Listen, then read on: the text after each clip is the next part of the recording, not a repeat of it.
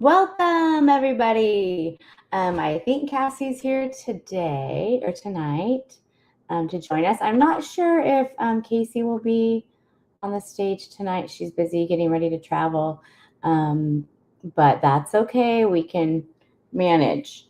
Cassie, are you here? She's away from the computer, I think. Tonight, I think we will talk about the Golden State Killer again. We have some more tidbits that we wanted to go over that we didn't get to cover. I mean, 40 years of terror, or 40 years avoiding apprehension. He sure gave us a lot to talk about. So we will go over that and look at some of the information that we found. Let me see. Let me bring this up from last time. If you were here, I apologize. We're going to get a little bit of rerun, but it's a lot of good information, and I'm sure that we'll learn something new, or you will learn something new even if you watched with us last time. And you can feel free to chat from where you're and tell us where you're from. Let's see. Okay, so Golden State Killer, Joseph James DeAngelo. Let's take a look here. So he was reigning, his terror reign was in California, which is our home state. All of us sisters were born and raised in California and have found homes in other areas, but that's where we originated. This guy, his span of crime started in 1974 to 1986. 13 homicides and 50 grapes, as we will call them, to be YouTube friendly, and over 100 burglaries. Let me see. So the picture on the left is him as a police officer, which he served in Auburn, California, I think for 3 years, and in Exeter, California. I think that's how you pronounce it. I'm not quite sure. But I believe it's near Fresno, I think. And then the picture on the right is him at one of his hearings. It was probably the preliminary hearing. And he was feigning dementia. He was feigning elderliness. He's much more capable and strong health-wise and everything than he was pretending to be. His neighbors would even claim that he was mowing his lawn and he's riding his motorcycle, days before he was arrested. So we know that he was wheeled in, I believe, to the preliminary hearing in a wheelchair. And apparently also one of the tidbits I found out was he was hitting his head. Another method of, I think, maybe pretending to be, hitting his head on something, injurious behavior he was exhibiting as well when they arrested him. So who was he? Joseph James DeAngelo Jr. He was born in 1945, and as it says, he was a police officer in both Exeter and Auburn, California. He also was known by multiple aliases. So not only was, we knew him upon his arrest in 2018 as the Golden State Killer. I will use those. I will spell things, and we will use funny words instead of that are YouTube friendly instead of actually the correct verbiage in the English language, just to be YouTube friendly. YouTube does not like certain words, so they will give you a penalty or something. They'll do something to us, to our channel. Let's see. Cassie, are you here?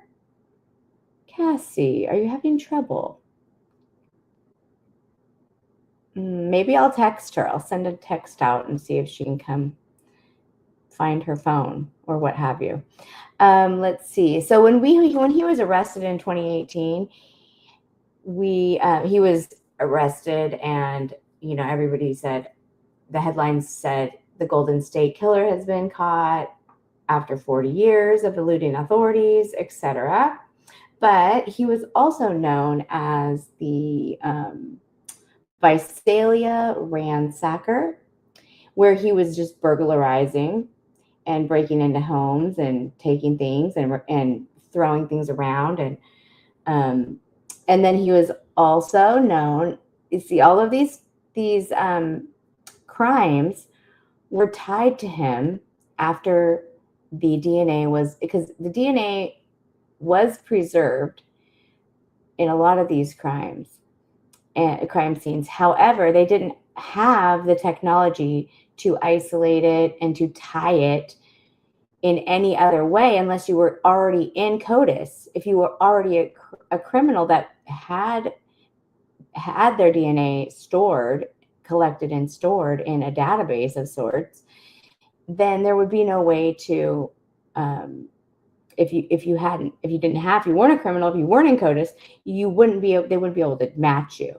But with the genealogical DNA, that technology, where they can use the DNA of relatives and isolate pairs and different, the different scientific techniques that they use to match relatives to others, right?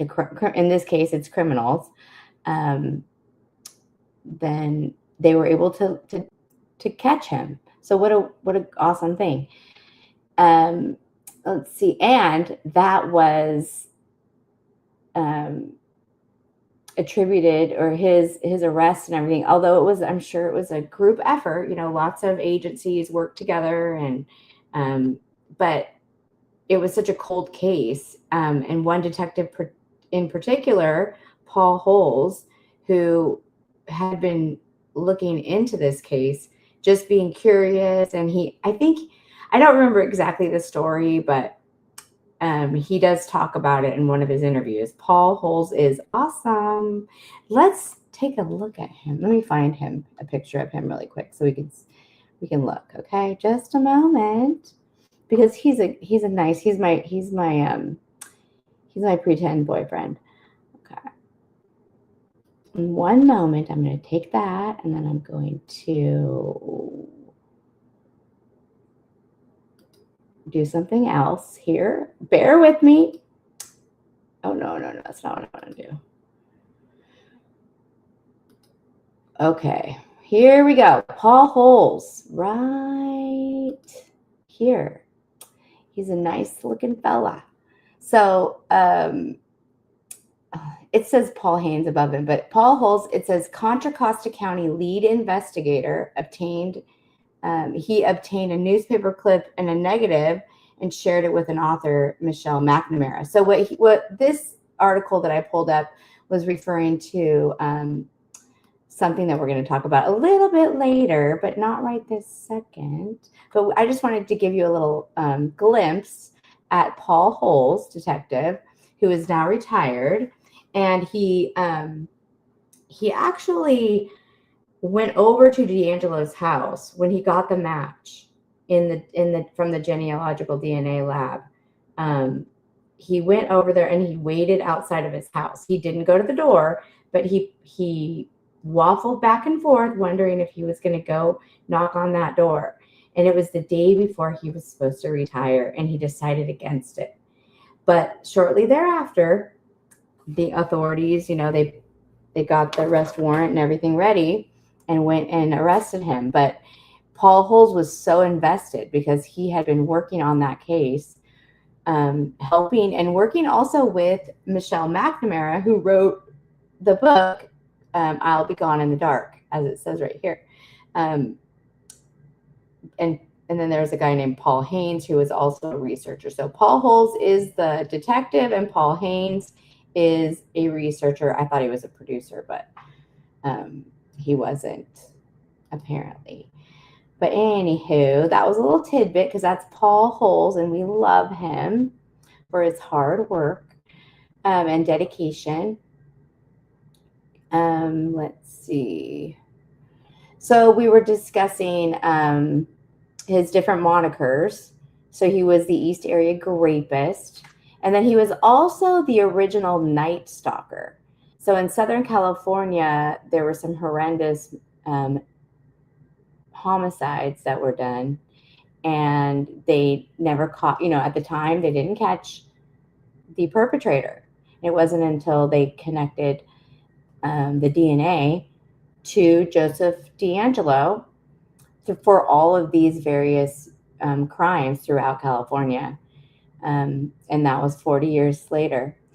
And then it says at least 13 homicides, 50 grapes, and 100 plus burglaries across California. He often used threats and bindings and taunting. Let's see the next one. So early life, he worked as a police officer, as we talked about. He escalated, he did start out doing the ransacking and peeping Tom stuff, also stealing small items. He was also known for meticulously planning, wearing masks and caps. There's also a picture. Let me see if I can find it. Oh, here, let me show you the book. It's a good one. It's a very good, very well researched. And I believe it's also, his arrest and capture was also due to this, this book, this researcher, this author, who has passed away since her, I think she passed away in 2016, and then her book preceded the capture. So she passed away before Joseph DeAngelo was actually arrested. So, Casey is backstage. Awesome. Cassie, are you backstage too? Let me add you to the stage. Oh. Hi. Hi. Sorry, I was having technical difficulties. That's okay. I feel so bored when I'm by myself. I feel like a teacher teaching. Okay, Casey, do you want to come up too, or no? Oh, Casey came. Oh, good. So. Oh, good. Here you are. I was even giving excuses to the stream, the audience. I was telling them that you have travel plans, so you may not show, but I'm so glad that you guys are here. We were just going over the other Yay, we stuff. made it. Yay, Good, we're back Karen, together. Casey. We're back together. Hey, I was going to show the book. The band is the back Album Gone in the together. Dark. The Yeah. band is back together for a tour.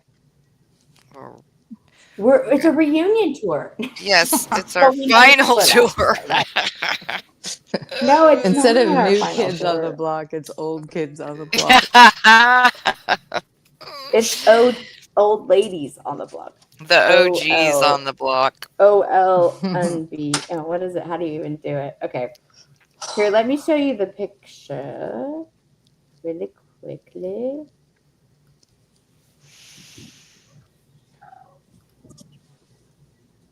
This one. Oh, yeah, there we go. So do you see this book? Let me see if I can zoom. I can't even zoom in, I don't think. So it says I'll Be Gone in the Dark, and that's Michelle McNamara's book. Oh, yeah. That is good. It's also made into a documentary movie. I believe it's on Prime. It's really good. It's full of good footage and old, like original, 1970s and 80s when his heyday was, when he was committing all those crimes. And the police were in action, and the local news was reporting, and the people were there with their big fat microphones on the scene, and the detectives in their leisure suits. It's so funny because that's how it looked back then. That's how it all was all the time. We could skip around. We could skip to, because ultimately why I wanted to come back to this same case, because we've really talked about it 3 episodes, but it's so much. There's just so much, Yes. There's so much to discuss. I don't think we could have, there could ever be enough time. But remember, Casey, when you brought up the town hall meeting and everything? Yeah. I did a little research, and let's Good find job. the photo. So it was mentioned in McNamara's book. It was. Oh, what's that? Ding! I don't know what that is. Was that for you? No, I heard a ding. I don't know what the ding is. Oh. It was a microwave. Oh. Okay, so here it is. This is super cool. Okay, so the question that we had last night, or the other night, that's 2 nights ago, did the Golden State Killer attend the community town halls in the areas he terrorized? So there was long-standing speculation for like 40 years, right, or more, whatever it is now, about whether DeAngelo appeared at a public meeting during the East Area Grapist crimes. So while he was doing his criminal behavior and the community was up in arms, they were coming together, they were sharing safety tips, but they had to physically, get together because it was pre-internet, obviously. We're talking 1977, right? So there was a photo that was circulating, and it's 1977, November 8th, and it was published in the Sacramento Bee, the newspaper, November 9th in 1977. And it was put out by ABC 10. Okay. There's 2 photographs. Let me see if I can click closer. Oh. That's the clearest one. So there was that's a good one. There was footage too, because Yeah, there is footage. Oh, let me look up. Did you see that cold case file one? Have you looked at that? From Yeah. 90 something, 91, early 90s, not early 90s. I don't know if I've seen it. It was from the 90s about this Yes, case? that's when I saw it. I saw it. Oh, really? Mm-hmm. Oh. Oh. Thank you, Karen S. Well, we are trying. We are trying. You can look. Can you see the chat? I can in a second. The full chat? Because some people aren't able to. If you're on StreamYard, you might not be able to. Can you see it on StreamYard? Well, I am also on YouTube, I think, on here. Yes, I can see it on on StreamYard, yeah. Oh, cool. Okay, thanks. See, I can't. Oh, yeah, that's right. I did see. We weren't able to go onto Facebook tonight for some reason. It kept kicking me out. So I don't know. They don't like us there on Facebook. So anyway, it says it shows a crowded community meeting discussing the East Area Grapist. Okay. And there wasn't, this is the original newspaper clipping. So we can't really see very good. No, you can't. That's why I did that one picture. It says profile. It was at Miraloma High School. Oh, wow. Yeah, it says approximately 700 people packed right by where he lived. Miraloma High School cafeteria Tuesday night to hear about the most hunted man in Sacramento County. The East Area Grapist. Sacramento Sheriff's Officer. It's very small, so I'm trying to read it. Oh. What? I just found, remember how, okay, so I'm sorry to interrupt you, but That's okay. when I saw that Cold Case Files back in the early 90s, um, Hmm. they, they, they had identified a suspect for the murder of somebody in 1990, and it was him, but they didn't link him. They, I think that's what this is. This is the Cold Case Files. Police solve. Um, they announced the 90s.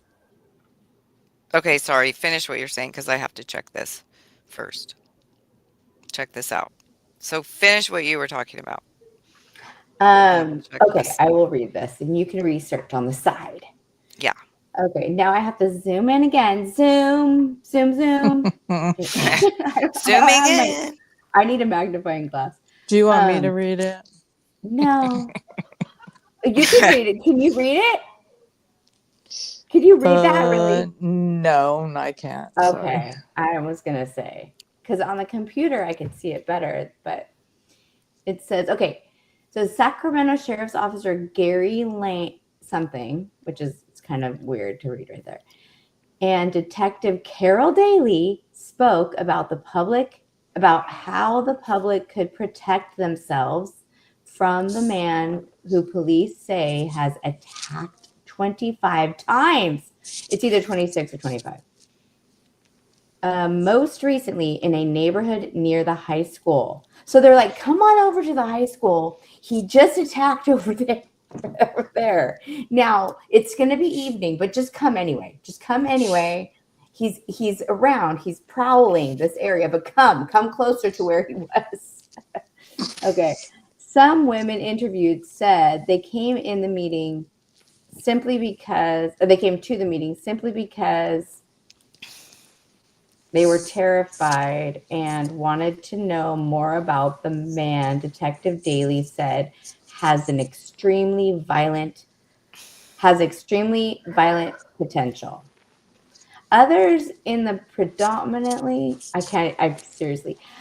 others in the predominantly young female crowd said they came to learn about how to increase security in their homes. When Detective Daly began detailing the suspect's appearance and method of operation, the crowd became very still, listening intently through most of her talk.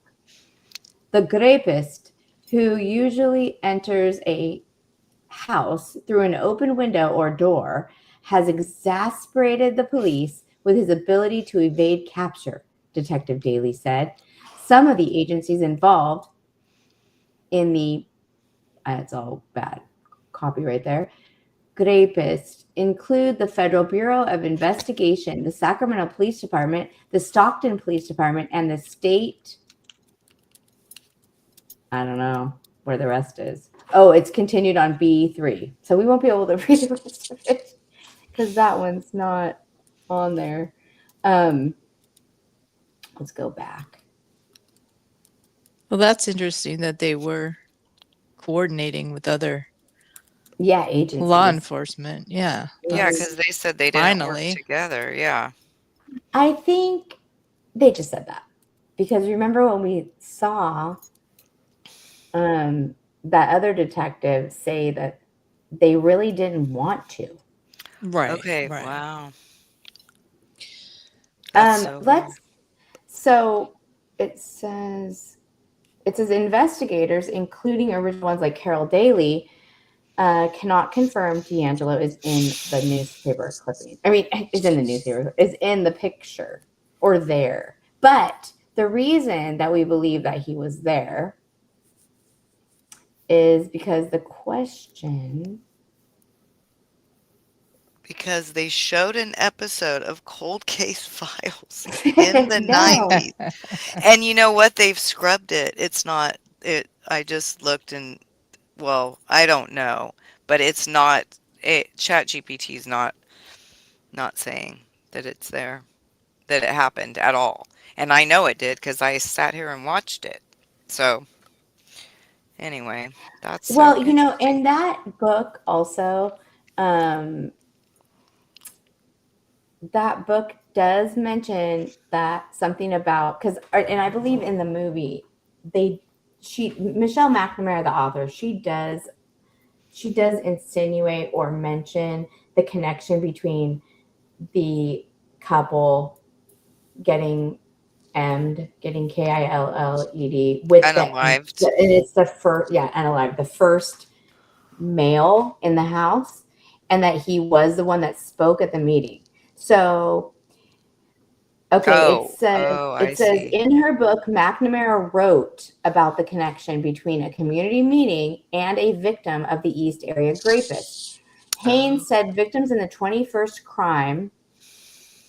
Okay, so the 21st, the number 21, the 21st victims or the crime or whatever, attended a community meeting at Del Deo. I thought it was at Mira Loma. Okay, we're getting conflicting information. oh, that is so. Well, there were probably more than Men, yeah, there were one more than that. because he Well, was this terrorizing for picture, Because a the first while. one, there weren't that many people there. It was like a lot smaller of a venue. Yes. Um, and remember the man that stood up and yeah. So this is, I'm gonna say that this part. Okay, oh, okay. it says where a man criticized the investigation, and that is recorded. That is, I've seen. Have you seen the footage? I just can't find it. And if I stream it, then they're gonna give me a copyright strike because it's gonna be Oh, from, it seems like I did see. Wasn't it on her yeah, documentary? maybe. And it says you you guys, he's real like angry about, like, he won't come where there's a man in the house. Oh, yeah, And that's right. remember, and he stands up and he says that, and it says that man and his wife were later attacked May 17th, 1977. They were the But 21st. yes, the 21st crime. It says, according to Haynes, who is the researcher for Michelle McNamara's book, the photo is not the same community meeting that connects a victim to the East Area rapist. The photo was taken later. Well, that's fine. That doesn't matter about the photo. We just want to know if he was there. Yeah, Yeah. he was there. I know he was there. I don't know why. He would completely Okay, do where that is because that he's. timeline now? People Oh, have also there. rumored that the man who spoke out said something along the lines with, "How can anyone get away with raping a woman in front of her husband?" But so it says Haynes, excuse me, it says Haynes pointed to the dates again. If the man spoke out at a meeting in 1976 and the East Area rapist started attacking couples in 1977, how would this man know the East Area rapist was targeting couples? Haynes said the claim is just a rumor. Well, I thought it was in her book. So, And the man that spoke up, he said he was from Italy and that where he was from, this kind of thing would not be tolerated and would be dealt with quickly. Oh, And yes, yes. where was the 21st? I'm looking at the map. I'm trying to find the 21st one. 21st. oh yeah, Because I wanted to see attack. where. Yeah, because it looks like 27 was in. Okay, wait. So, oh, no, don't do that. Oh, that's not working. Okay. Well, the other thing that was interesting that I just read was that they characterized him as, and it sounds like that's true because of what that man said, but he targeted the women of men that he had a problem with because one that's what one of the during the what year was that? Um, I can't find it now. But For yeah, which thing? that's what one of the detectives or who one of the investigators for he targeted women in the graping part of his crimes. Well, and further on in the unalivings, he would target women that he had problems with somehow in other areas of his life, or they said something sometime. That's what this article I just read that I can't find now. So there you go. Let me Well, see if I can find it. another thing that I remember hearing, I don't remember what it was on something, but it was related to, it was related to one of the attacks. And he was talking to the victim and he was asking, I mean, was it the youngest girl? The one that was real feisty? Remember that I was talking about last time? I think she was like 13 or something. Remember, she was the youngest victim. Yeah, she Oh, was And yeah. 13, yes. mhm. And she spoke. He asked her if she goes to Sierra College, and she said no. And he thought I mean, it was totally the fact. He totally thought that it was this girl that he had been watching, and it Oh, wasn't. Mhm. So it was a So he could have totally misidentified. It was a case of misidentification. Maybe she had an older sister or something. And She did. There was a neighbor. It was a neighbor. oh, Mhm. okay. Yep. So interesting, huh? Does anyone want to go over these things? The Decade of Terror. We really did talk about it. The original Night Stalker in Southern California, Visalia, and all the different aliases. How they put them all together. It just goes to show you that DNA, even though it's not everything, it's so important, right? Because without it, we wouldn't have caught him. Right. We, as yes, if we did it. We did it. you did do it. We did it. It's all because of our new theme song. Casey, did you hear it? You didn't hear it, huh? I'll play it. No, I didn't. But don't Mm. play any music Okay, because it will never go away oh yeah. like last time. It's because you No, had it no. going on Mm-mm. YouTube, and yes, it is. Yes, it is. I I shut promise. down YouTube. I shut down everything, but it was still playing. You couldn't have shut down everything because you were on, darling. Okay, this is what it says, this article. Do you want me to try and share it with you and then you could share it on the screen? Yeah, you can just email me or Okay, text. I'll Yeah, email it email to is you. probably the best or whatever. You're gonna get an email from mom then, probably. Oh, good. I've been waiting to hear from her. I've been Y- waiting to hear from her Yeah, for it's so coming from long. mom, so just be aware. Okay. Oh wait, that's not your right one. Hold on, shoot. No, that's not. Okay, wait. Okay, this is the right one. Okay.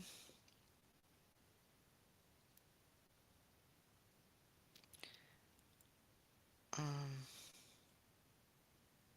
message side. All right. Okay. Yeah, he whispered something to one of the victims that didn't. He said, well, I'll let you read it because I don't want to get it wrong.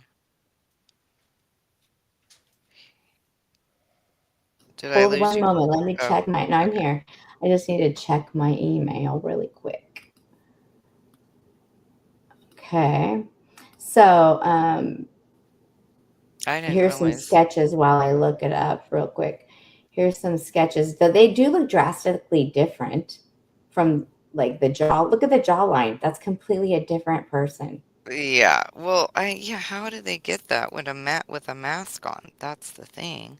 The one on the far right, he looks the most like him to me when I saw him. Just kidding. I don't think I've gotten anything quite yet. No? Did you make sure that it's the correct email? Yeah, it should It's go the here. Gmail one. Yes, it was, but I'll double do it. I'll double dog dare you to do it again. Double, double, double, double. But isn't that interesting? Like, and let's see what else we can notice. The lips. Look at the lips on this one. They're completely voluptuous. And then he has nothing in the lips here, which is what he looks like in real life. The Yeah, did he lips. have a mustache? No. Okay. He looks like he's an actor in this picture. He did have a mustache when he was a police officer in Auburn. Oh, do you remember him? No, I showed you. I had that. We had that picture of him in the paper. The Auburn, and he and another detective were, or not detective, but officer police were officer. with those Mhm. two little league people, little league kids, and they had their uniforms on and their hats on, and he had a mustache, and his hair was darker. Maybe he Oh. dyed his hair. Well, he could have, but the picture was in black and white. He had Is a that mustache correct? though. Okay, let me So see. I think I have that picture. Did you get it? No. Okay, let me just check the status. Let me see. Is it this one? yeah, I'm looking at the picture right now, and he has a mustache. Oh, can you screenshot it? Oh, can you email it to Yeah. me? Yeah. That is so funny. Look at this one. Okay, it's No. not going. Oh shoot, how do we do it? Okay. I'm gonna show you this one really quick.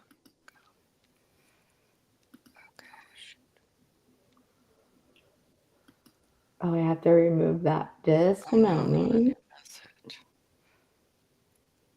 Oh, maybe I can.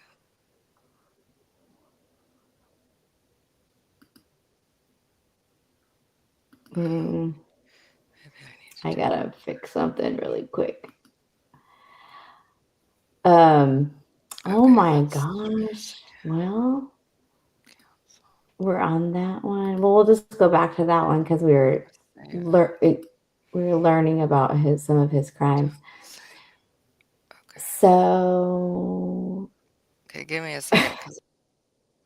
she's focusing. I'm gonna mute her so she could focus. Okay. This I is just sent you his the picture. on email. Mm-hmm. Okay. This is Claude Snelling, and how sad that he was attacked by, he was trying to rescue his own daughter who was trying to be kidnapped by the perpetrator, and he was homicided. Okay. During an abduction. So let's see another one.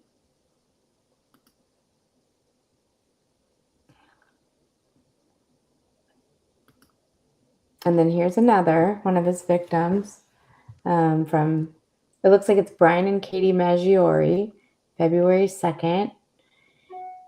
Oh, there it is. I just got your email.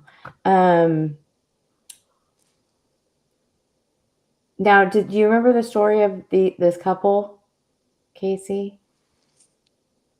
Were they the ones walking the dog?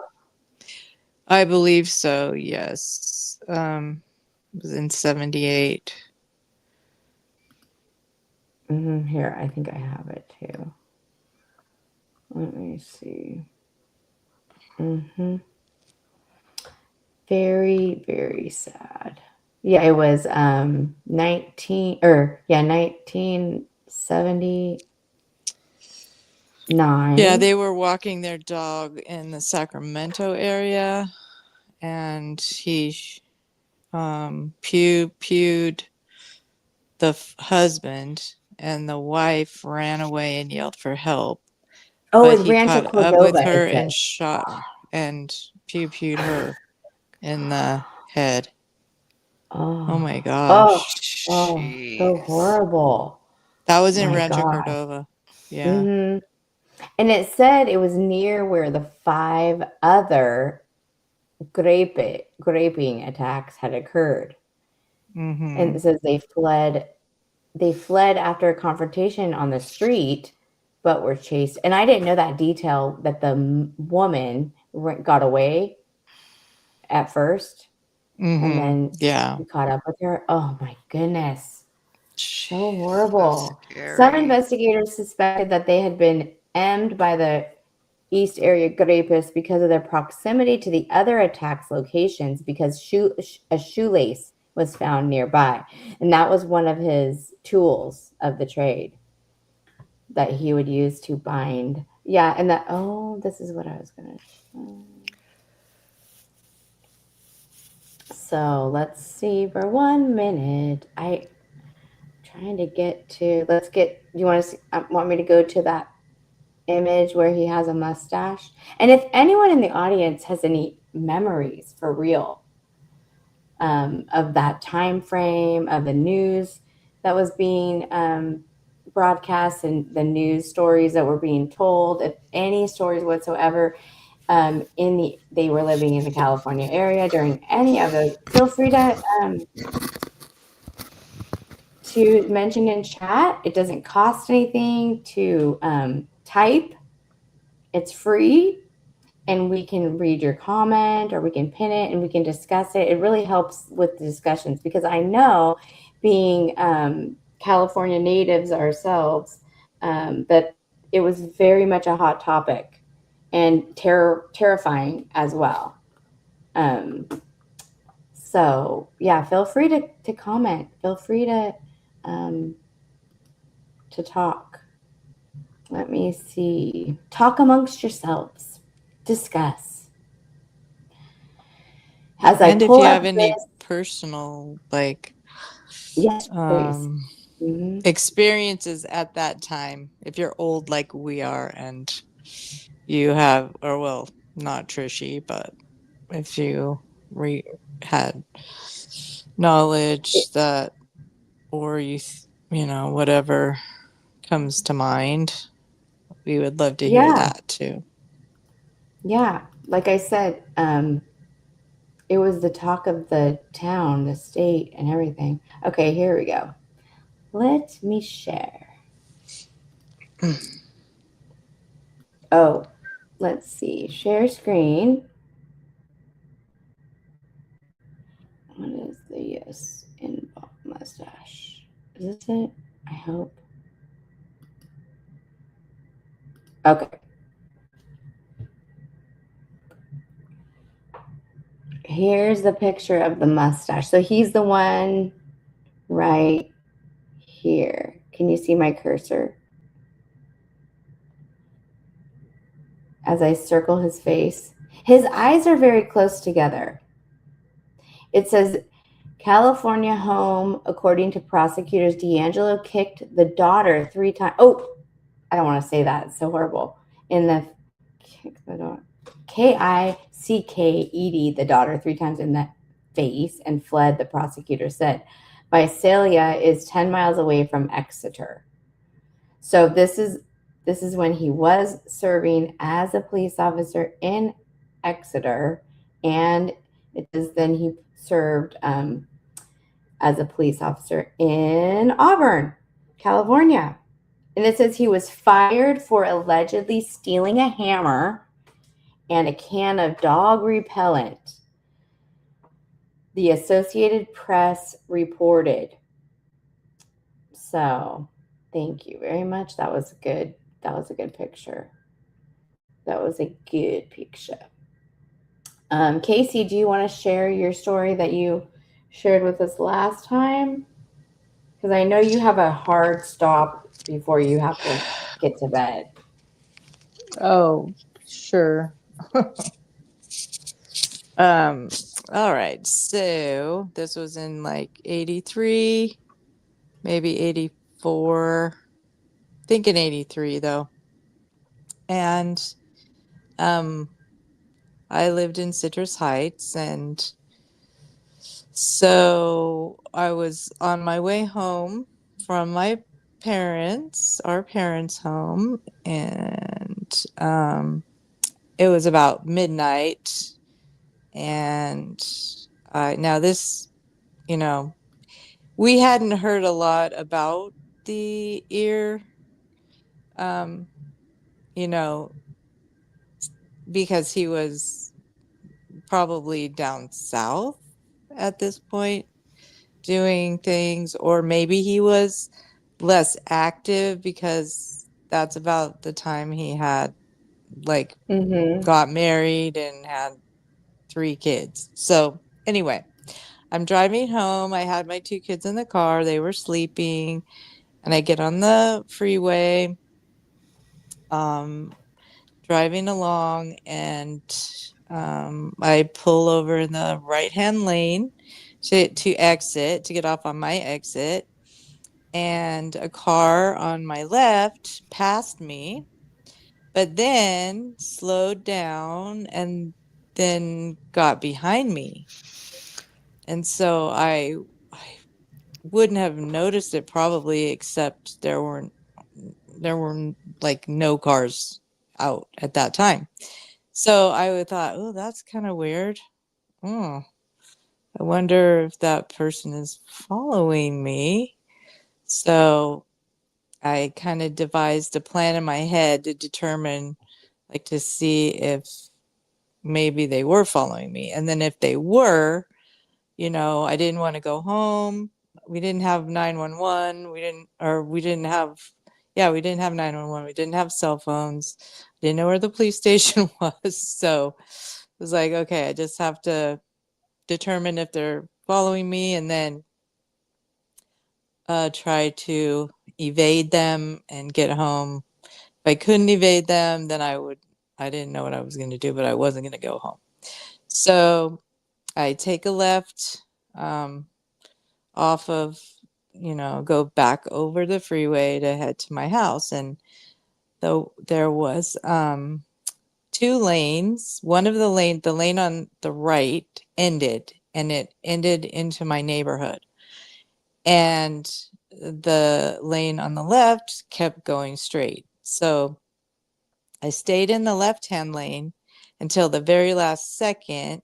So then I pulled over really quick, and then the person that was possibly following me couldn't get over. They would have to go straight. And so then they could go back into my neighborhood a little way down, the road. So at that point I knew I had to speed really fast, and I was swerving and speeding and turning, and my kids woke up and they were like alarmed, like, "Mom, what are you doing?" And I said, "Okay, when we get home, don't turn the lights on. We have to shut the garage door really fast and run into the living room and look out the window and see if a car drives down our road." So I get to the point in my journey where I could tell whether or not that car is we would have been heading towards each other. So at that point I didn't see him. So I quickly went home, opened the garage door, got in the garage, shut the garage, ran in the house, and we looked out the window, and just to see this car driving down our cul-de-sac. Yeah, and let's There. remember, your street was a dead end. Yes, So it was there a would be, and cul-de-sac. your house was almost to the end of in the cul-de-sac. So there Right. would be no, and it was late at night, right? Right. Mm-hmm. So there would be no reason for a car that late at night just to be, and you knew your neighbors, you knew their cars, Right. right? Right. Mm-hmm. So, oh my gosh, how scary. So you hurried Yeah. in. You said you hurried Mm-hmm. up, So right? we looked at it and we saw the car. And, at that point I had no idea that it could be the, EAR. So, my husband wasn't home, so we just kind of stayed awake all night. It was so scary because, you know, we knew this person had followed us for whatever reason. So then, fast forward to 2018, right? When they caught him. Yeah, Okay. like 2018. And Uh-huh. when we found out that where he lived, like 5 minutes from our house, and that he had lived there since 1980, that it very well could have been him, because that's what he would do. He would prowl and look for people to, stalk and follow and determine, at least, in the earlier days, like in the 70s, 73 to 78 or whatever. So I asked my kids, who are, were in their 40s at that time, um, do you remember what his car looked like? Because I don't remember at all. And we could look up and see, all of the information, all the drawings, all the pictures of um, the reports that victims, you know, gave detectives. So we looked it up and they picked out the car immediately. They go, that was the scariest night of our entire life. So we're never going to forget it. Oh my And gosh. it's interesting because I couldn't remember. I was just, it must have like been like too traumatic and I blocked it out or something. I don't know. But anyway, Well, and uh, also I think when you're a kid, things are more traumatic. I mean, and then you remember those memories when you're a child. There's something right. about scary and, whatever, if it triggers strong emotions, then you will have a um, impression. You will be able to recall things, or you'll bury it. But most, but if you think Mm-hmm. back, those memories that you remember when you're little, you don't remember just run of the mill days. Like you don't typically, if you're thinking back, oh, when I was 5, I Right. remember what I ate for breakfast. Like, you don't remember No. boring things. You Right. definitely hold on to those things that, like, I remember cutting my bangs when I was getting ready for your wedding, when you Oh, were right, right. getting married and I was 2.5 or whatever. And I remember feeling sad and left out because everybody was getting their hair cut and their hair styled and nobody was doing my hair. So I took the scissors and cut, but that's one of my earliest real memories besides getting a doll buggy for Christmas and leaving it out in the rain and it getting rained on. Like, do you remember that?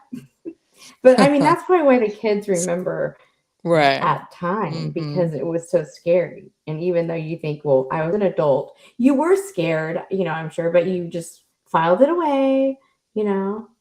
Mm, yeah. But go ahead. So when you heard that he was arrested so close to the Yeah. neighborhood that you were living. That's when it triggered my memory back to that point.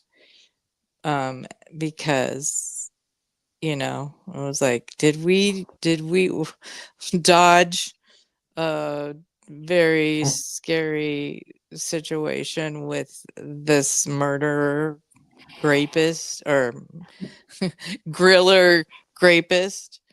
yeah, and then I was gonna say also, Casey, did you had dogs or a dog? Yeah, we had a dog, a Right. big dog. And we could And let in, so yeah, we could have let him in the house, but like nobody wanted to go outside to let him in. but he was outside. You kept Yes. your dog outside, right? Yeah. Well, I when think, we weren't home, of course, we kept him outside. So he had a kennel and a doghouse and everything. So he, but he was a really big dog, but he wasn't like roaming the backyard. He was in the dog run. So, I mean, I guess he could have been, barking and because he never did this, the EAR never ever attacked a house, people in a house with a dog. mm-hmm. So, I mean, that would be one, you know, another good deterrent. But yeah, at that point, we were so busy looking out the window and trying to figure out. Yeah, what But to do. And yeah, I don't know, like if I ever even thought of calling the police, or I guess well, not, because I think you want, it's our default to go to, we're overreacting. It's just this. Except now for me, like when I'm walking down the street at work downtown or wherever if I'm somewhere public, I am all thinking to myself, that guy, he looks like either he's just a normal guy or he's a serial killer. Like I am very suspicious right now of all the people that I see in the world because yeah, I just my antenna go up, you know. So but I think too when you experience something like that, typically you're trying to make it, your mind tries to make sense and make it be, normal or logical or safe, and it doesn't go to right, instant like you're a killer or a right, thriller. So exactly. anyway, thank you for sharing. That's very scary. Yes, it And was. I have never had anything like that happen. I've never had anyone follow me. I've had people that I think could be following me, but um yeah, that is very scary. Let's see what the next slide is. This talks about the different, oh, we didn't go over the victims. Now, do you know who the one up the upper right corner? Who are they? Let me check. I think because this is the Maggiores, I believe. The second one. Um the the wedding couple, I believe that's the Maggiores. Yeah, that looks like them. Mm-hmm. And then let's see. Oh, I did want to show you guys this picture really quick. We'll go over to Carol Daly and let's talk about her because she was a detective. She was a lead detective during these times.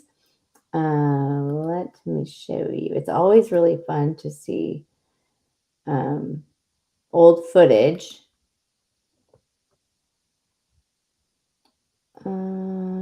Oops, I don't know if I can get it. Oh, darn it. I don't think I can.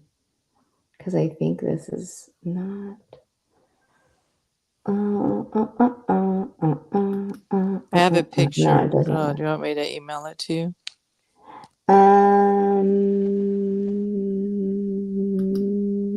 I'm not able to do it. Darn it. I'll figure out a way. I will figure out a way. The technology is eluding me, is evading me.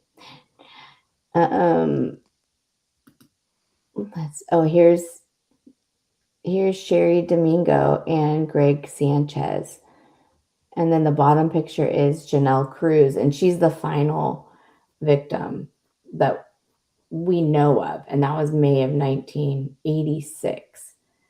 So, how horrible! And she was, I don't know anything behind her, but stories about her per se.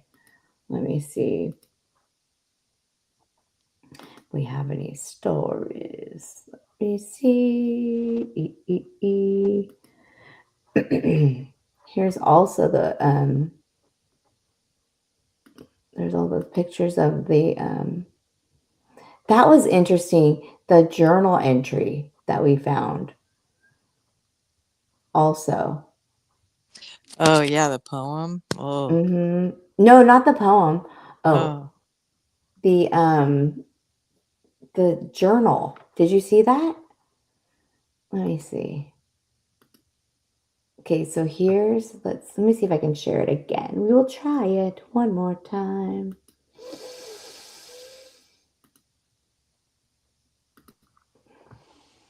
Oh yeah, here we go. Okay, so here's this one. That's the sketch, right? Of the 3 different sketches during the EAR time frame. And then here's some sketches, these are funny. Now this, I could see why they think this guy on this with the ski mask, because his eyes are very close together in real, but they're not that bug eye-ish. It's interesting, huh? Okay, let's keep going. And then here's one where he has a mustache. And let's see. So this is what I was referring to, Casey. Oh, This is what I yeah. was referring to. And remember, it was mad is the word that reminds me of 6th grade. I hated that year. So they discovered this. I believe that this was on the same paper as, and I think because wasn't he taking classes at Sierra College at one point? So the Yes, hypothesis, that's where yes. his first he met his first fiance. Oh yeah, because was she a nursing student? I think she was a nursing student. Her name was Bonnie. Brenda. Oh, Bonnie. Brenda or Bonnie? I It was can't Bonnie. remember. It was a B name, I know that. Yeah, it was Bonnie because he Yeah. says it, the name. Yeah, it says mad is the word. The document discovered during the original Night Stalker investigation. So, let's see. Yes, yeah, this is mad is the word that reminds me of 6th grade. I hated that year. I wish I had known what was going to be going on during my 6th grade year. The last and worst year of elementary school. Mad is the word that, and what's interesting too is that this kid or person is writing in cursive writing, which I'm not saying that 6th graders wouldn't write in cursive, but it's obvious. I think it's an older person writing this. You know, right? Is that it hurt me very much. There was so much disappointment from my teacher. Well, I hope that the teacher is safe. The 6th grade teacher didn't get attacked. Yeah. Let's see. Yeah, clearly all the things that happened to him when he was a child Played a never part in. never left him and fueled his Rage. desire to hurt and Hurt others. Hurt people. So they say. I just sent you a picture of Carol. Emailed it to you. I have it. Okay, so let me see.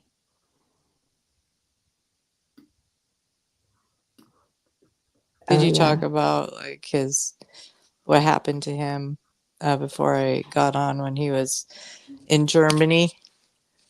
When his dad was in the military and he was forced to watch one of his sisters be raped.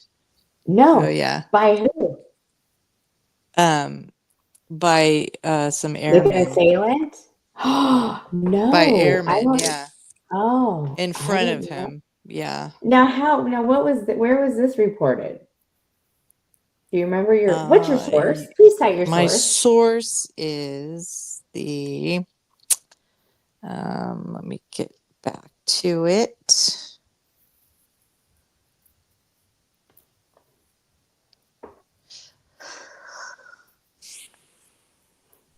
Well, it's okay. I mean, you don't have to. I'm just Oh, joking, but I I've think it never was heard of that. it was Wikipedia.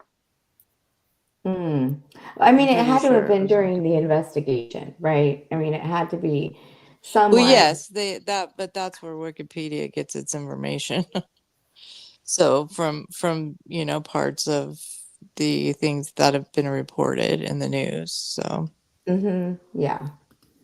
So, the FBI, it says on this case file, the Is FBI, is this oh, Cassie? oh, Oh, you're sorry. back. Oh, I'm back. I've been sleeping? I'm just digging. kidding. Yeah, I was just taking a little nap. Um, the FBI says that over the years, nearly all of the sketches have been retracted as they were considered misleading. All the what? All the sketches.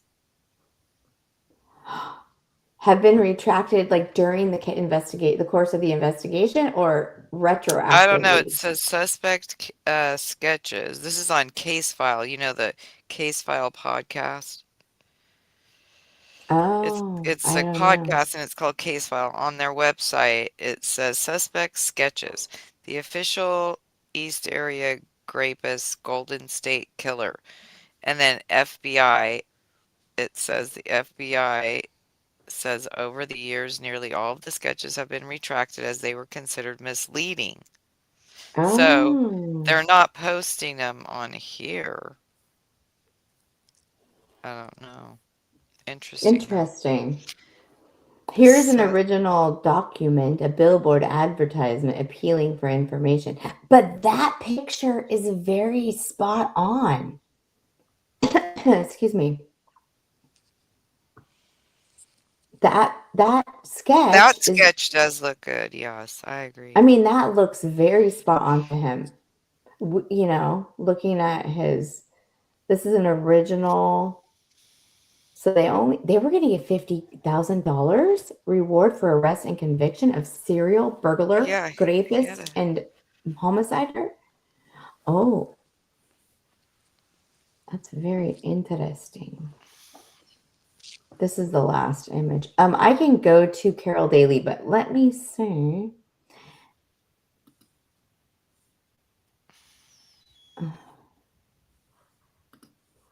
Hold on a minute. I don't want everyone to see all of my emails. Let's see. Yeah, that one in Visalia, that was so sad. Yeah, the couple.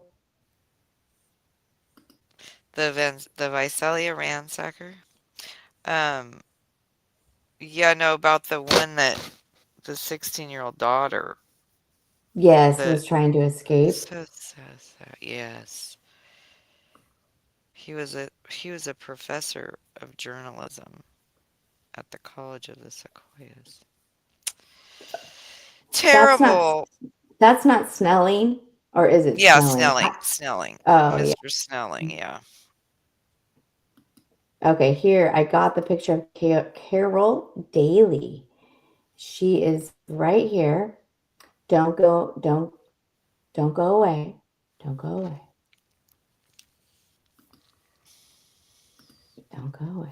I don't want to cut her off though. I'm going in and out, in and out. Now look at how she's standing. That She's I wonder if she's wearing high heels or not. it looks She's like a she bad may egg, be. right? She is a bad egg. She is. She's like the detective shows back then. The Yes. Angie Dickinson, she played. What was Yes. the name, Karen, of I that don't show? know. I don't remember, but I remember I mean, the. KC knows. Oh, let's call her. Policewoman. oh Hello. oh Oh, Yeah. it was yeah. called Was it Policewoman. was it called Policewoman? With Angie Dickinson? Um, Remember I that show? Yeah, She I had the do. same hairstyle. Yeah, that's true, right? And she always had that a scarf on. Yes, she was very smart in her polyester outfit. But let's talk about her because she is awesome. She Not just is because Wonder she's a Woman. woman, but let's talk about how she recognized that there was a need for sensitivity when relating to Mhm. the grape victims, the SA victims, and that was totally lacking in that day and Yes. age. Women Yeah, were so she's afraid. Mhm. oh, I was just gonna say she was known as the trailblazing deputy that took on the Golden State Killer, I guess. Oh, is that what they Carol call her? Daly. Mm-hmm. She's so amazing. Yeah, and Trish, she I remember you were reviewing her. Um, What's going I on with her guess. pants right now? Is that just an artifact from on the picture or No, it's on grass. It's on the grass, I think, and then it kind of blends through her pant, but I know I saw that. it's like It's the grass. overexposure? No, it's the photo. Oh, maybe it's something got on it, but it looks like it's behind her leg from my Both things. perspective. No, look up by her hip. There's something there, and then there's a stripe there. I thought I was just focused on the part. I thought it was a pocket. I'm like, that's a weird, Oh, like, that. Oh, yeah, that's some on the mm-hmm, interesting. something else. Well, anyway, that was good. But yeah, she was a trailblazer. Um, she fought for the sensitivity of women and how they needed the tender loving care and they needed to be quickly. I don't know, there's a movie called it's like called not unforgettable but just unbelievable or something like that. But it really does highlight. The premise is there's a victim of SA and it's a teenage or a college age girl, and every time she has to retell the story of the assault to every individual. That it's like in the hospital when you go into the hospital and you're being seen for something and like 50 different people come in to see you. You have to retell, I'm here because I'm here because I'm here. And she has to retell the assault every time. And it's emotional, right? It's hard, it's Mhm. scary, and it's it just puts you in such a bad place, and then people question you about all the And especially details. men. Like, why Yeah, and would they you are want? men in that Yeah. movie. It really does highlight the need for one consistent person to take notes and then to transfer that information. It doesn't have to happen 15,000 times, right? But that Mhm. movie, I think it's a Netflix movie, but they go over, they really do a really good job at getting you to sympathize with the victim just for that part, even, right? But Mhm. Carol does a great job talking about. And then also I think with the grape kits, there's something about there wasn't consistency, or there wasn't I don't know, she streamlined it. She really brought in different attributes to how you care for the victim and how you investigate these types of crimes Well, from a victim standpoint. didn't she help with the changing, like the Protocol. Yeah. yeah, the protocol and the importance, like changing the actual crime itself, how it is charged, didn't she? Wasn't she kind of, Oh, yeah, yeah, yeah. That because it it used to be used a to be misdemeanor. A misdemeanor. yes. Yeah. They were talking about that in general, like how sexual assaults were considered misdemeanor offenses. Mhm.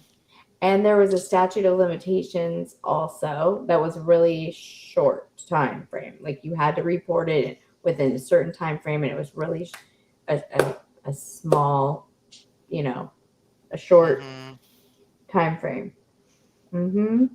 So Yes. and but the messaging, the public service announcements, and everything that were happening during this time, they did on the TV, they did start nightly public service announcements informing the public about, not how to protect yourself from being a victim.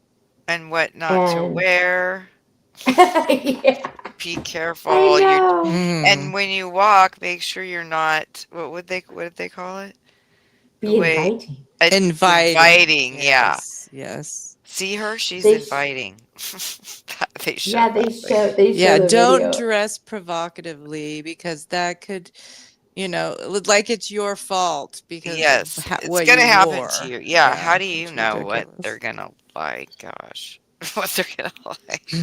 And then You lots know- of self-defense classes and different methods of protection, different methods of protection in terms of protecting your home, in terms of like they even talked about like how to set up a booby trap with like somebody did a whole demonstration on how to do like connect a wire to this to that and then do that like Right. Oh, you guys. Okay, when you were talking about the guy at the town hall meeting? Mm-hmm. Well, Carol Daly at one point, well, she always went to the victims, homes.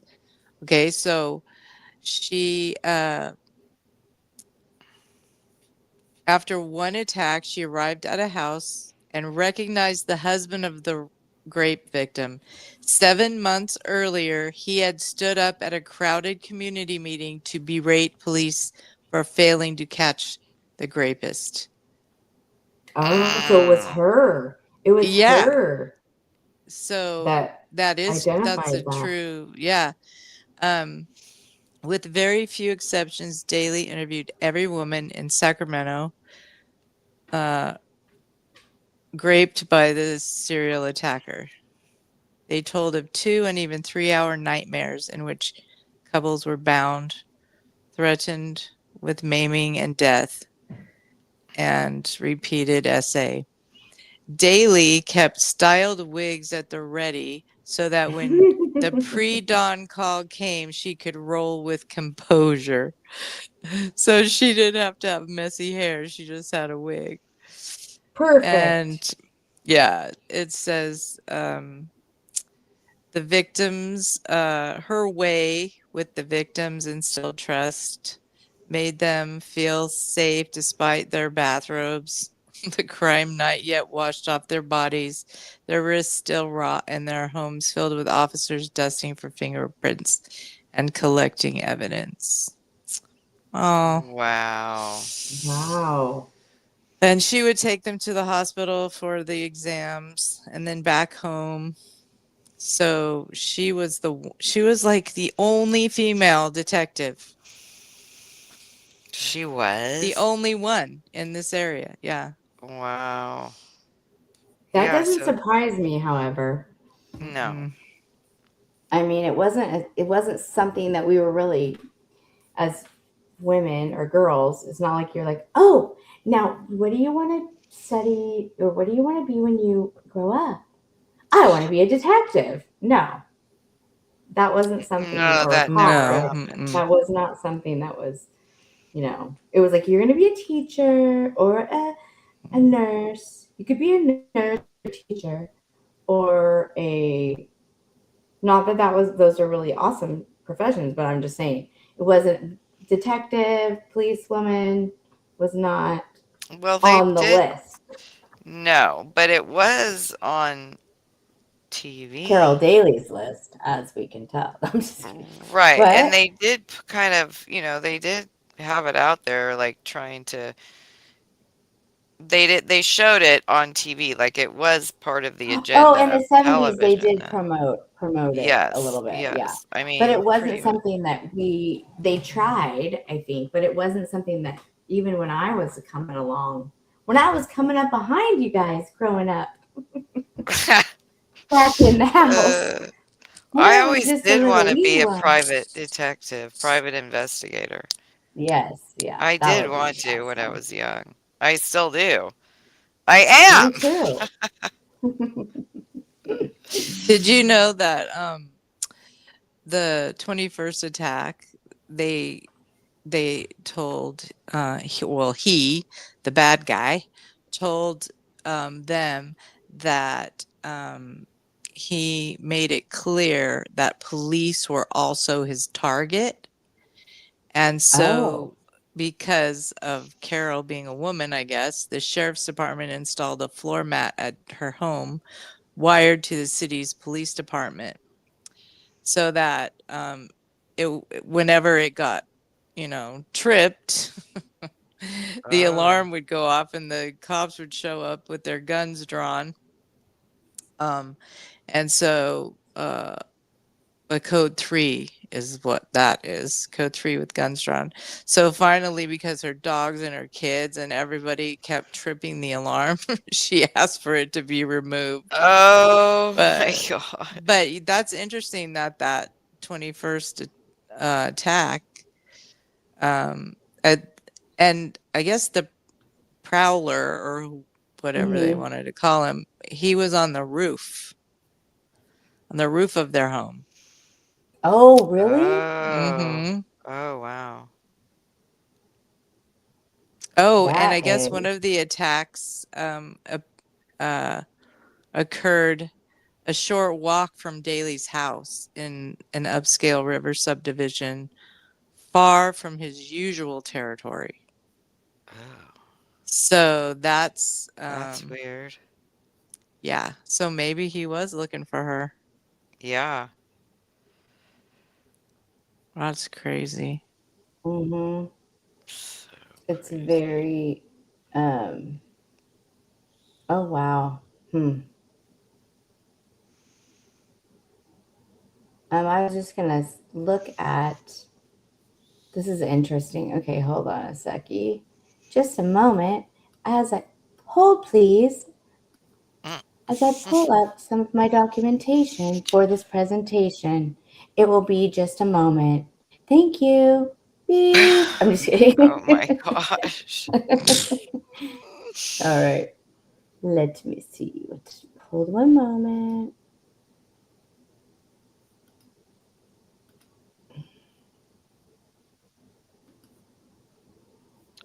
Okay. So I pulled up something interesting. Visalia. So starting at the top, Okay. here's him at his arrest. Yes?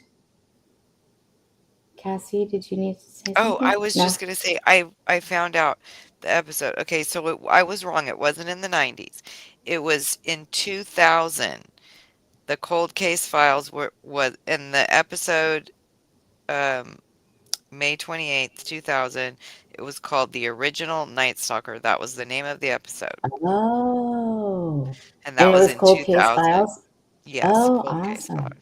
So, if you want to watch it, I promise you the footage of the whatchamacallit's in it. The Okay. Oh, the meeting, footage town hall of the meeting. Yeah, town hall. I wonder if yeah. I think they called it like a community Outreach. something. Yes, community something or other, perhaps. But I called it a town hall meeting. I don't know. But Oh, here we yeah. have at his arrest. That was his arrest picture. I think that's a Okay. mugshot. And then here, I don't know what it is, but that looks pretty good, except the part is on the other side. Yeah, that's not too. He probably was having the comb over time right here because his forehead is growing, it looks like. And look how pointy. I think that's swelling.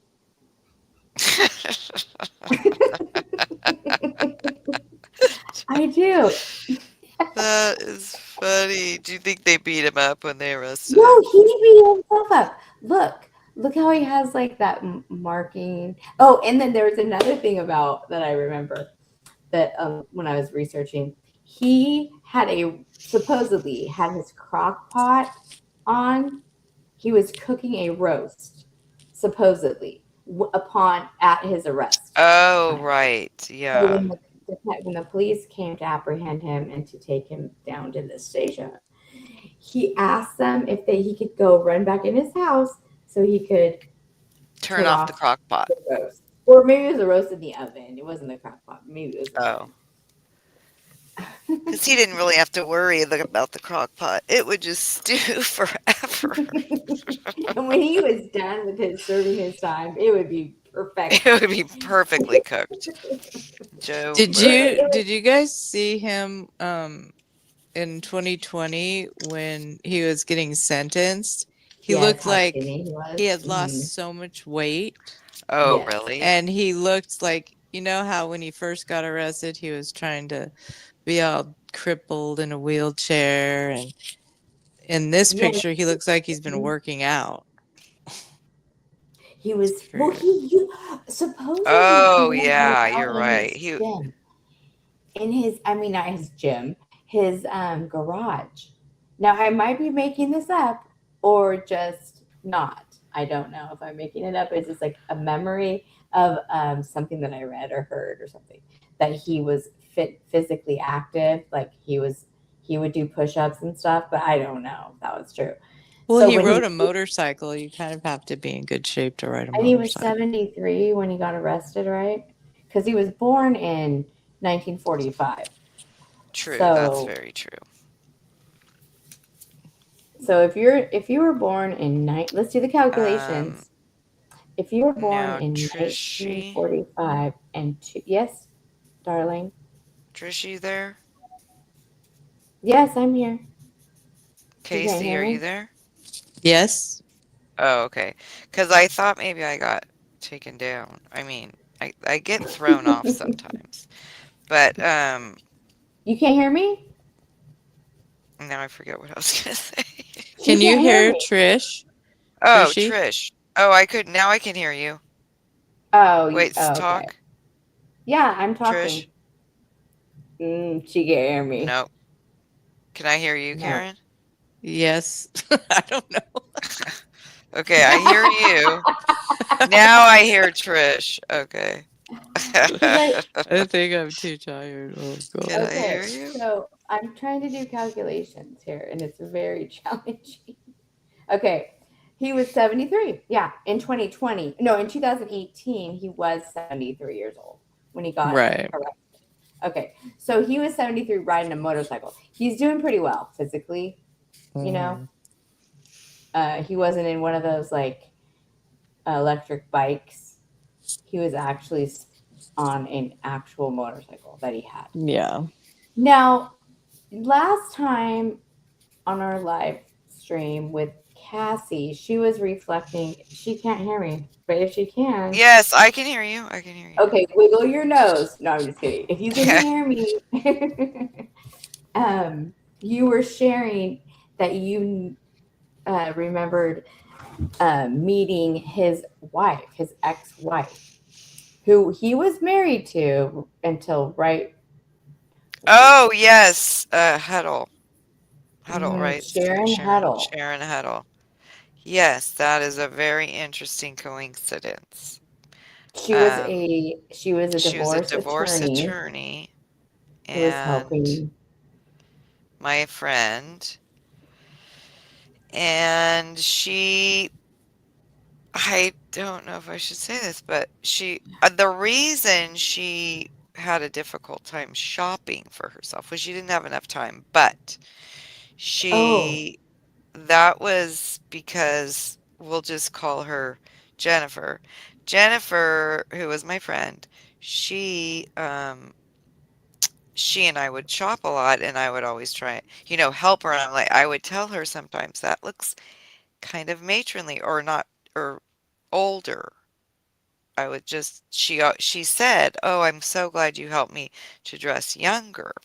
That was what Jennifer said to me. And then she said, "I am going to, Sharon Huddle would love for you to do that for her." And then she wanted me to give her that service for money, for pay. So I said, "Oh, okay, sure." And then I was run over by her vehicle. And didn't happen. But yes, she's a larger size woman, so she always had a hard time finding clothing too. So that's my story. And she was the ex-wife of um, the And Iran. you didn't even know that until like a No, I day just found ago. out when we were just Yeah. talking about it. Well, let's just put it out there. Okay. His wife didn't know the whole time, right? Right. So she was practicing law and Right. he was a mechanic working Well, what on year were the they married now? From the years? Because he um was married to another woman when no, he he first. wasn't married. He wasn't married. He just Yeah, Oh. he wanted, was engaged, but she kicked him yeah, to the curb. Oh, okay. because didn't he like threaten her? Didn't he say you better marry me or I'm gonna shoot Oh, SOT that's right. Yes, that's you? right. It was Well, kind of a bummer. That's not something that you shouldn't do that. no, you really shouldn't. He You really married should. Sharon It's a It's turn Huddle. not a good off. idea. It's a He big turn married, off. can So you hear that's me? his first wife? Yeah, Yes. we can hear you. We're just talking Okay. He over you. married Sharon on November 1973 in Citrus Heights of Citrus. She was from Oh. Citrus Heights in a ceremony held in Auburn. So, and then in 1980, they purchased the house in Citrus Heights where he was eventually arrested. That was 5 minutes from where I lived. Oh. And they also had a second home in Long Beach and lived there for much of the 80s. Oh. Huddle became a divorce attorney in 82, and they had 3 daughters, 2 born in Sacramento and 1 in Los Angeles, and then they separated in 91. Oh, wow. And I met her in 2008. They Mm. separated, but they did not divorce. Divorce until several Hmm. months in 2018, several months They were after still the married. arrest. Yeah. Yes. She Yeah. filed for divorce in July of 2018, which was Wow. finalized the following year. Neither his wife nor his children suspected he had committed serious crimes. His eldest daughter described him as a perfect father, while his wife accepted his explanations for being away from home. He was living with a daughter and granddaughter at the time of the arrest. Oh, Wow. That's that's so so sad. wow. That Yes. I mean, Because, luckily it didn't sound like he was abusive towards them, so that's good. yeah, he got all of his abuse out on others, apparently. Mm-hmm. That's so that is blows my mind. His poor Mm-hmm. What? kids, gosh. Yeah. Well, I was gonna say something really profound, but I did forget what it was. It was really, really good, and then I just went out of my brain. Um, oh, I was gonna say, click that thumbs up wherever you're watching from. That helps us. It helps us share this information out to all who would like to hear it. That's And thank good. you for Yes, coming please to our do. channel. It's been fun, huh? It's been very fun. It's been fun. I mean, It's we could been go fun. on I and gotta on. run. Just kidding. You're such a vine. You're such a poet, and you didn't even know it. That's right, Dad. You were Um, channeling Dad. Oh, yes. I was gonna say something about Did you get that email I sent you? I mean, yes. you didn't want to talk about it. We can discuss I it. sent you another picture of Carol Daly Today? too, just Today? now. I mean, Oh, yeah, just a minute. okay. Well, let me. Because she was a smart dresser, Carol Daly. She was a smart girl. and She she is didn't a make herself smart look girl. inviting. That's for sure. It wasn't that they said that the description on the public service announcement to teach women in the 70s how to become less of prey for these predatory people is to act inviting. Purposeful. They said, do not act. She was acting much too inviting. But all you see in the video is the woman just walking really hastily past these. It's like, how is that inviting? I know, she wasn't. Well, she kind of had her purse like hanging, not very paying She wasn't attention to clutching it. it and running Yeah, about. yeah, I thought she looked like she's having a good time.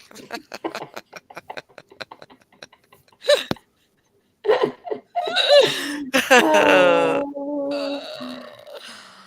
Well, he That's did funny. eventually he does plead guilty. He did plead guilty to 13 homicides. And he did admit to dozens of sexual assaults and burglaries to avoid the death penalty. But he was Oh, sentenced, that's why he confessed. yes. He was sentenced to 11 consecutive life sentences without parole. Wow. And then the victims and families did confront him in court. And, I listened to several different accounts from the victims in present day, just talking about how it was so important to them to face him because, they could take the power back and how that was very healing. And then they called themselves sisters, the ones that had previously been his victims that Uh-huh. survived, that they do. I mean, I don't know if this is the case for obviously for every victim, Right, but but a lot of them. they did talk about how they became very close with each other. That's Just because of Carol Daly. I believe it is. She probably was instrumental across the board. Agree. She probably Uh, connected them together, you know? yes, because if they didn't have, we sort of take it for granted that it's available. Like it's pretty easy to find support systems. Well, I mean, easy, I shouldn't say that. I never have had to seek that, but it You've seems never felt as though. alone. You've never felt alone. No, I always try and get alone.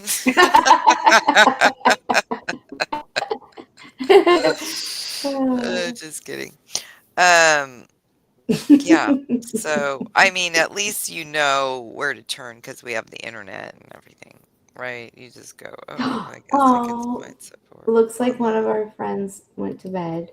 Oh, oh, Good night, Karen in the chat. Thank you for coming. oh, Karen. Yes. Thanks for coming by. Thanks for she's an OG.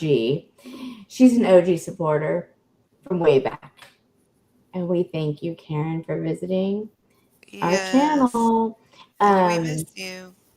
And we miss you. What was I gonna say? Yeah, it is wonderful to see that Carol made such an impact. I mean, how awesome to be at the end of your career and then be at the end of your, I mean, I'm sure she's old. I don't know how old she is, but she doesn't look like she's a spring chicken. So she has lived a long life, and how satisfying to have Yes. been able to say, gosh, I made a difference, you know? Yes. I mean, I'm sure Important. she has other cases that she's solved and helped, but that's very sad, gratifying. Gratifying is the better word than I know, to satisfying. end your career with that sort of a accomplishment. Mm-hmm. Yeah, and usually the people that I've talked to personally that are in that field, whether they're police officers or what have you, any kind of law enforcement, they're there. They chose the career to make a difference, to seek justice, to hold people accountable, to make our neighborhoods safer, and Yes. a place for their children and grandchildren and nieces and nephews, you know. So and it's such a thankless job, I feel, you know. Yeah, So that's wonderful. Um, it is. so that was a little interesting stuff. We didn't talk about tonight. We didn't talk about something. I'm not sure what we didn't talk about. What did we not talk about? We talked Did we already about there's. talk about our one neighbor that had the We didn't talk about that that. was actually It could have been a victim, but we never got it confirmed. yes. An attempted assault I was gonna happened try around and the look on the corner little map, from but I our lost. childhood home. And oh, let me see if I can pull it up, maybe. I'm Here's curious. something. Let me see. What's this? Changes in behavior throughout the country. I don't know what that is. Oh, the targeted, his MO was targeted middle class homes, often entering through the windows Mhm. and access from. Am I yelling? Yeah, I got excited about that information. Seeking access into the homes. He Yes. did have mo- um, a method, and that was he targeted homes that would back up to green belts or in the area that he attacked in Northern California in the Sacramento Valley. There's a river called the American River, and alongside of the river there is green belts, and there's neighborhoods that are all along the river in different parts all throughout the county of Sacramento. And I mean, I'm not 30 miles. I think the bike trail is about 30 miles because yeah, it is. I think I'm pretty sure. But it just, it leads. It's oh my gosh, it's a corridor to the these homes, and then he would just spy on these people from the bike trail, and that's how he gained access to these homes.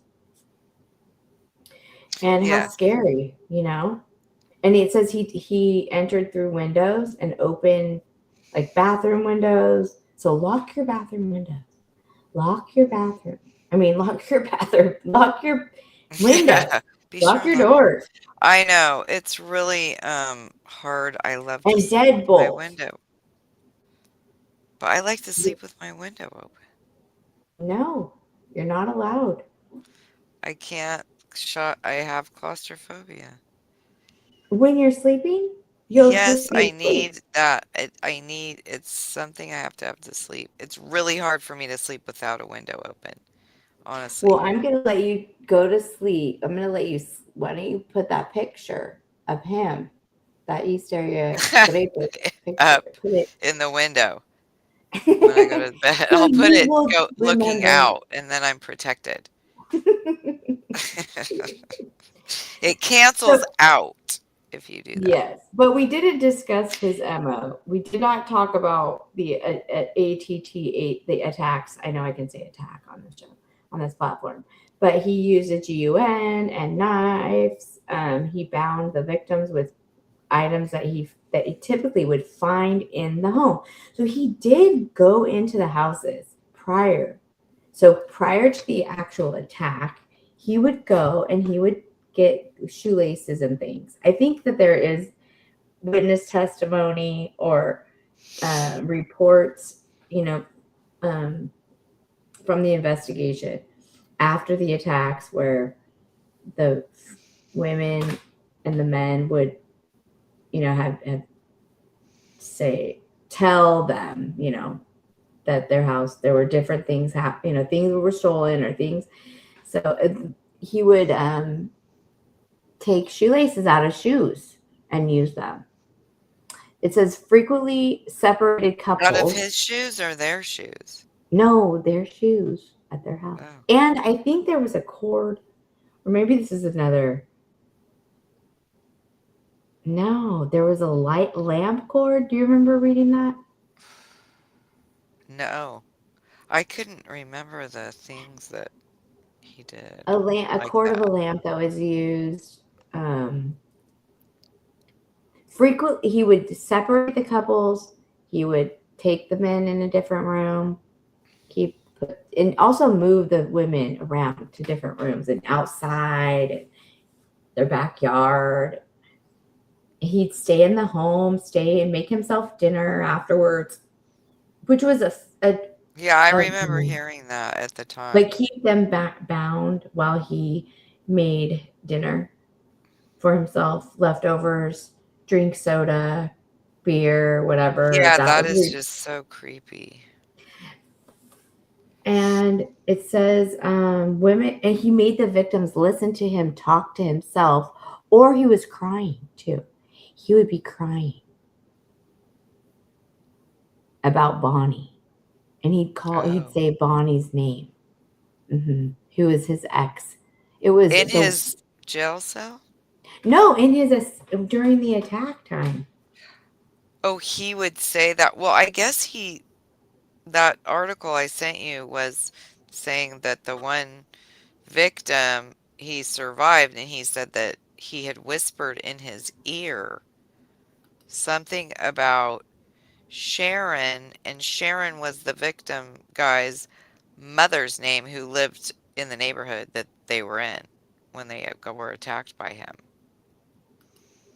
That was in that article. Oh, He whispered in his ear something. That's why he said, I believe that he targets people that are like associated with the victim, or you know what I mean?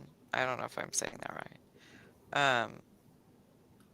Yeah, anyway, that was an interesting thing because I didn't realize that.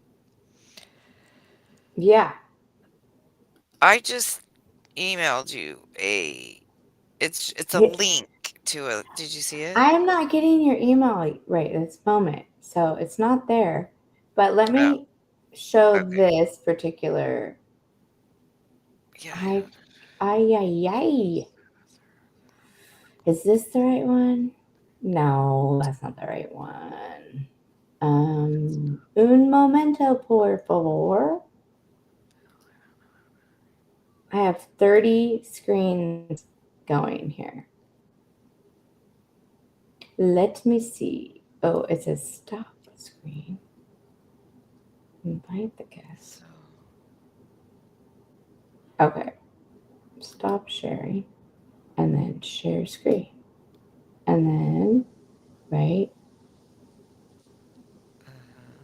here is right here. Here we go. That is him in 2020 when he was sentenced. Can you believe how he looks? oh wow. Mm-hmm. Yeah, wow, yeah, he does look, he's real thin looking. Mm-hmm. Yeah, he is.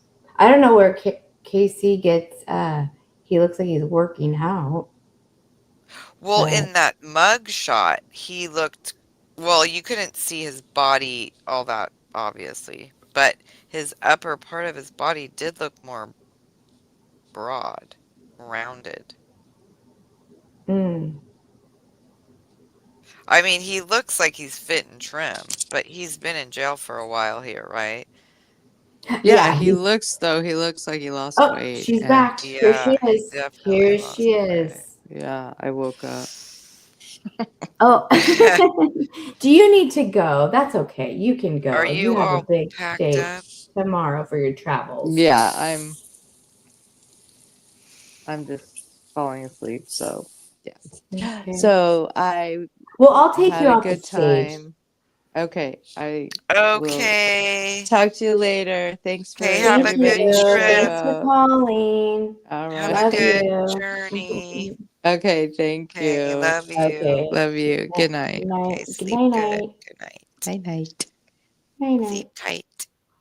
We'll let her go. Bye bye. Tight. Um, That he is so. Oh my gracious. Okay, let me see if I can find. I'll look at what you sent me. And does anyone need a intermission? anyone. Do There's you need just to the go to two of the? Do us. you need to go to the little girl's room or what have you? Let me Might need to take see. a moment. Take a moment. I'm verklempt. Looking at this picture is just making me verklempt. Janie. So you said that it was you sent it I'm not getting any of your emails. So I think perhaps Okay, well, you I might be think sending sometimes it doesn't go, maybe. Okay, let me see. I think because, well, we won't go into it, but it has to technologically do with the fact that Wi-Fi. the cloud, her cloud isn't, it has all these messages. Your iCloud is, storage is Full. full. Yeah. Oh, So I don't know if that might have something to do with it. mm, that's Uh, okay. That's all right. No problem. oh, wait.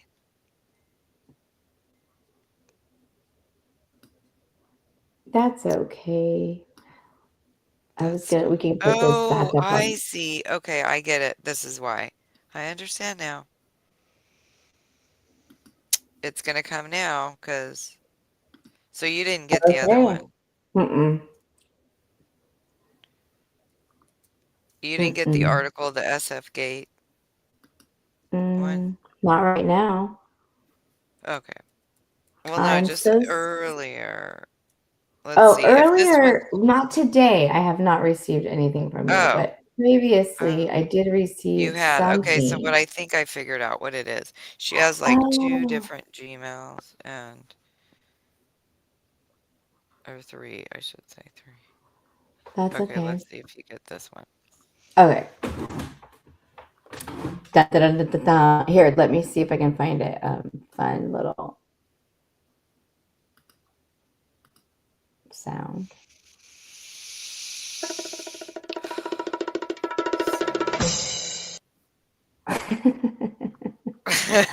I don't see it yet. I don't see Oh, it. Nope. well, But I gosh did darn it. find out that my Golly Amazon gosh. order is coming. My other calculator that I ordered, it is Oh, coming. good. It's running a That's little good. behind schedule. So it's not coming to you. Okay, so I don't know. Mm-mm. That's Because I okay. did send them before. That's why it's so weird. It's no worries. No worries. We will It's figure it out. well, I'm very Hmm. worried. Well, we might have to call the police. And Yes, but they're doing okay, so do you think we're they're working on the cold case files. They but will be able every time, whenever we get close to talking about this case, then something my heart happens. beats faster. Did you hear that? Oh, that's your My heart beats heartbeat. faster. Oh my goodness. That is just silly fun, I tell you. Well, maybe we better We we better sh wrap it up because we have should we early call mornings it a tomorrow. night? Yes, Yeah, I and think then so. let's work on the what case are we gonna do next? I don't know. Well, I was going to research more about Richard Ramirez, Oh, but yes. What about it's Richard so, Chase? who's that? I know. I wonder that's gonna be hard. I haven't even looked. Richard What? Chase, that he was a I don't know vampire that. killer in Sacramento. No, I don't know I that mean, case. vampire unaliver. Um, that's the one where the dad actually lived. He had lived in the apartment building where he lived when he committed these crimes. But Oh, dad oh, lived oh, there back oh. in the day, like in the 60s. What year, what time frame was it? It What time? was about, it was in the 80s, I want to say. Sometime in the 80s. It was the vampire? I think they called him, that was the Unaliver? moniker they gave him. Oh, So yeah, see if you can find that. I will look into that. That's interesting. So our That's father he learned about it after so he lived in an apartment when it building. happened, then they said, "Oh, and he was in this apartment building, blah blah." And then mom and dad's, "What? That's where you used to live." Okay, so Yeah. the brutal he unalived 6 people in a brutal spree from late 1977 Oh, to okay. late January of 1978. So he did that 6 people within that short time frame. Yes. And his attacks were extremely violent, involving using a pew, using a steak knife. No, it doesn't say steak knife, but and then I didn't want to say it, all the stuff, but cannibalism, Yes. drinking Yes. victims' bread. And there was a witness that said that she was a store clerk at one of the stores, and she Is it witnessed, Teresa? No. I I don't know, but she said there was don't dried even blood want. around his mouth. I don't want to even read. There I don't were want to read about that. things. It says he suffered from severe paranoid schizophrenia with delusions. He believed his Oh, blood he was did. being poisoned and drained by UFO death rays, and that he needed to drink other people's, Oh, he was definitely a black project ops thing, dude. I mean, he was It says he has MK a Ultra. long history. It says he has a long history of mental illness and animal abuse and institutionalization. He was known for Mhm. bizarre behavior, such as injecting rabbit blood or keeping dead Oh animals. yeah, I forgot about that. Injecting of. Yeah, so what Hmm. was his age when they arrested him? Does it say? Him, Yeah. he was born in 1950 and he Okay. died in December of 80. So he was only 30 When he did the when he when he was. died. Oh, he was so young. Wow. Hold on a second. Let me see. This case is often studied in criminology as an example of Wow. highly disorganized serial unaliver driven by psychosis. It is unrelated to the GSK, which we already know that. But he did operate in around the same time and place, but had very different motives and methods. Does it say the address of where he lived when he was arrested? Um, And no, maybe it he didn't. wasn't living there when he was arrested, but I look how young I was when that happened. I can't even believe I thought I was older because it just stayed with me. Yes, because So it's like what we talked about before. It's traumatizing. Um, right now I envision what when I think about it, this is what I thought mhm. then when I was young, is I picture because they said the freezer had stuff in No, it. Yeah. no. And Oh, so oh, I oh, listen, pictured, listen. It says this, listen. It says Richard Trenton Chase lived in an apartment on Watt Avenue in yep, Sacramento, specifically in an area near Marconi in yes, North Sacramento. that's This is dad's. where police arrested him on January 28th, 1978, after linking him to the crimes. The building was within a short distance of one of the abandoned victim's vehicles. Oh. It says earlier addresses: Anna Dale Lane, an apartment in the early 1970s. And it says Cannon Street, briefly arranged by his father. These are all historical details from court records, news reports, and books on the case. The Watt Yeah. Avenue location is the one. Oh my gosh.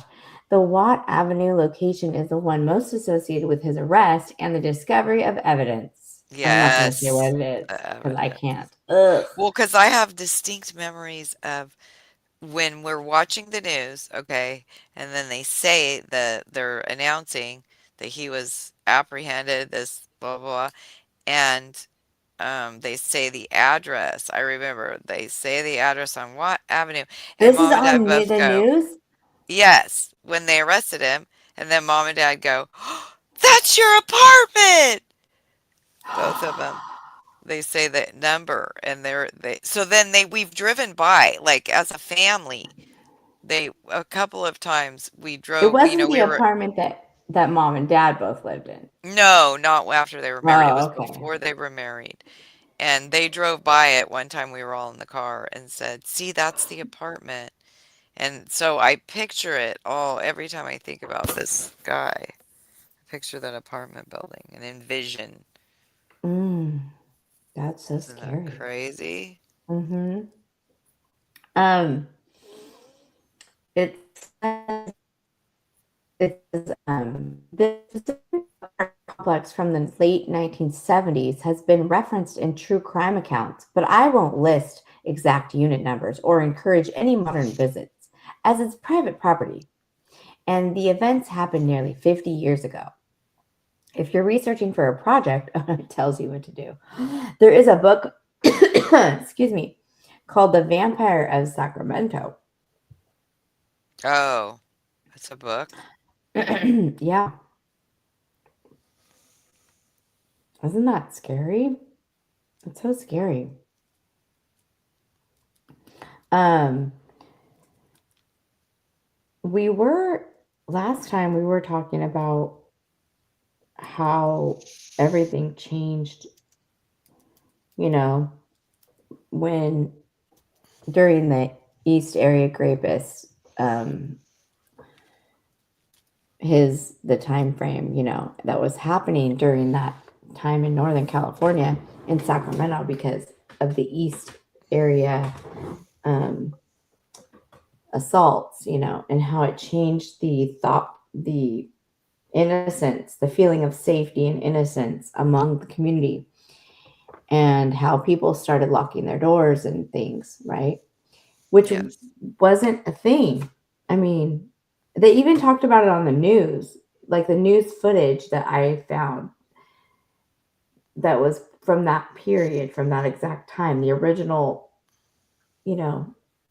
news shows. And they were talking about how, I have to yawn. It's time to get safe and, lock your house and lock your windows and Oh, all right. the security alarm systems that they had, because they had them. They just weren't as popular as they are now. Everybody couldn't afford them. Oh, yeah, you're right. Because I think I had friends that had them. Had alarm systems. Yeah, and Yeah. they had to be hardwired and everything. They were rather expensive, just like anything else. The technology was just more expensive Right, right. than it is now. Okay, Oh, I think we have to go it's because I time keep for yawning. sleepy time. It's Okay, time for thanks for calling. sleeping. Thanks for calling. It's been great. Let me Thanks, all you listeners. Thanks everybody for stopping by. See you next time. All I don't know right. what night we'll go live, but it will be soon. Maybe one night this weekend. Yeah, that's a good idea. We'll give ourselves a round of applause. Ready? Okay. All right. We did it. All right, let's go. We'll listen to this song as we go out. I don't know which one it is. Oh, did you already shut down the show? Not yet. We're going Oh. out. I'm gonna play a song. Oh, that's our song. Is this so out? Okay. Isn't that cute? So cute. I love it. I love it. It makes the bad things we talk about so much better. Thanks, sister. Okay, thanks, sister. I love Thanks, you. other sister. We love you too. Yeah, Thanks, we love everybody. you too. And Okay. as a tribute to our mom, we say 1, 2, 3. Thanks for calling. Good night. Okay, good night. Good night. Nighty night. Good night.